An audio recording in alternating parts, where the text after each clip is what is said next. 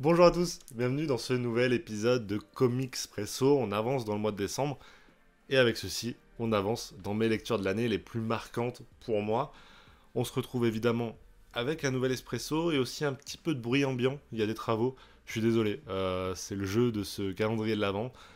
C'est que voilà, j'ai des impératifs de tournage. Malgré les travaux, etc., j'essayerai de faire mon mieux au montage pour que ça se ressente pas. Si jamais, voilà, excusez-moi, c'est vraiment que pour cet épisode. Dès le prochain, ça ira mieux. Promis. Aujourd'hui, épisode très spécial de ce Comics Presso, puisqu'on revient tout simplement sur le premier comics que je vous ai chroniqué sur cette chaîne. Pour ceux qui étaient là déjà, vous étiez pas nombreux, c'est évidemment de Watchmen dont je vais vous parler. Le sujet du tout premier plan culte sur la chaîne. Petit extrait. Vous l'aurez sûrement compris, ici on va parler de Watchmen, d'Alan Moore, écrit entre 86 et 87. Dans cette première partie dans laquelle vous vous trouvez, on est pré-lecture, c'est-à-dire que je n'ai toujours pas lu ce comics. Ouais, hein, ça a évolué en un an. Et peut-être que ce qui a évolué, c'est mon avis sur cette œuvre. On va voir ça ensemble.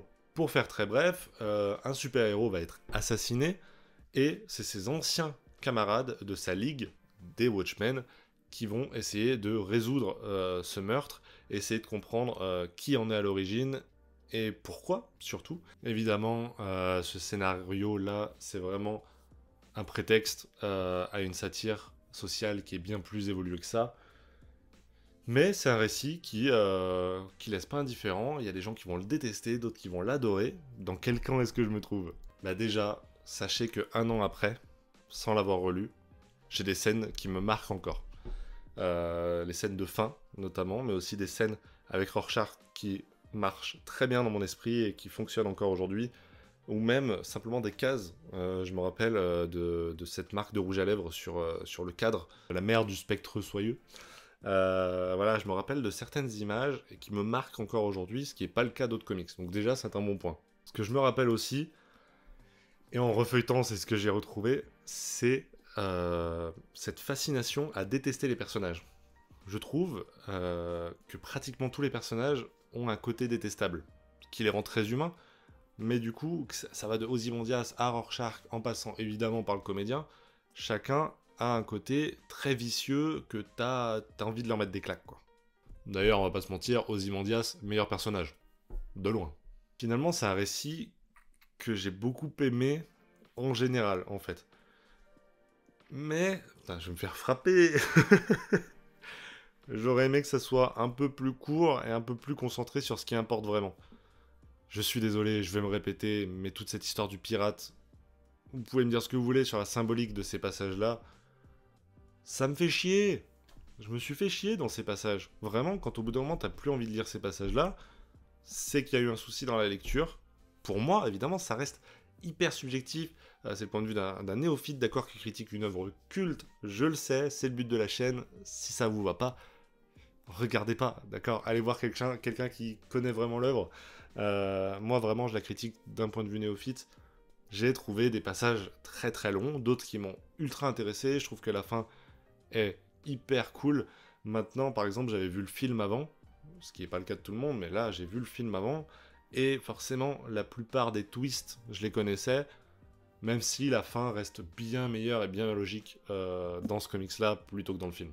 Finalement, c'est une œuvre géniale dans le sens premier du terme, c'est-à-dire qu'il y a vraiment du génie à l'œuvre dedans. Les petits détails qui arrivent plusieurs pages après à te revenir dans la tronche, c'est incroyable. Les personnages sont très bien écrits pour la plupart. Mais, tu vois, il y a un gros mais. Alors évidemment, ça souffre de son statut culte. Tout le monde plébiscite. Forcément, quand t'arrives dedans, t'as l'impression que tu vas... voilà, que tu vas juste vivre le meilleur moment de ta vie. Ça n'a pas été le cas malheureusement. Ça a juste pas pris sur moi à ce point-là. Et ces coups de génie-là, j'aurais aimé qu'ils soient plus rapprochés, plus denses, et pas étirés au maximum pour avoir le maximum de numéros, pour être obligé de remplir avec des passages qui servent pas à grand-chose. Euh, putain, je reste sur un sentiment de... Ça aurait pu être une œuvre pour moi, et pourtant je passe à côté à cause de petits détails, quoi. Au niveau des dessins, j'en ai qui sont encore dans ma tête, je vous l'ai dit. Je pense notamment à ces dessins-là, du coup sur la fin du récit. Ils sont très marquants. Maintenant, j'ai revu la vidéo Plan Culte après avoir écrit celle-là pour voir si j'étais en adéquation un peu avec ce que j'avais pensé à l'époque. Bah oui, en fait, au niveau des dessins, c'est pas des dessins que j'ai détestés, mais honnêtement, c'est pas des dessins que j'aimerais voir tous les jours dans tous les comics. Le travail qui est fait est cool, il va bien avec l'ambiance. Mais maintenant, cette ambiance très pop, quand tu nous décris la fin du monde, t'as plein de couleurs flashy et tout. Je suis pas fan du truc.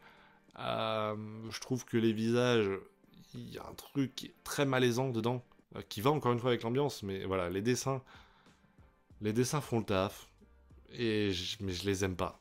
Voilà, je suis désolé, j'aime pas ces dessins-là. Je me dis maintenant, après coup, qu'avec d'autres dessins, peut-être que l'œuvre aurait pu m'emporter bien plus loin.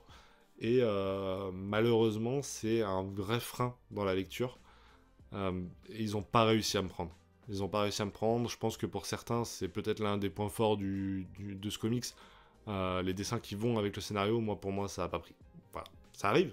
C'est déjà la fin de cet espresso et donc de ce comics presso. Je viens de me brûler en buvant. J'espère que cette vidéo vous aura plu, de vous replonger dans ce comics avec moi plus d'1 an après. Moi, ça m'a fait du bien parce que je vois aussi l'évolution de la chaîne à travers tout ça. Ce concept-là aurait pas été possible il y a 1 an. Et je vois qu'en plus, vous êtes de plus en plus nombreux. Alors, si vous n'avez pas vu la vidéo sur Watchmen d'il y a 1 an, peut-être allez la voir. Vous verrez que ça a pas mal changé. Même si mon avis reste pas si différent que ça au final.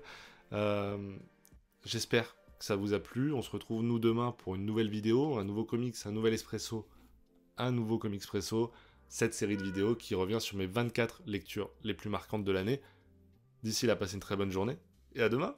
Ciao tout le monde.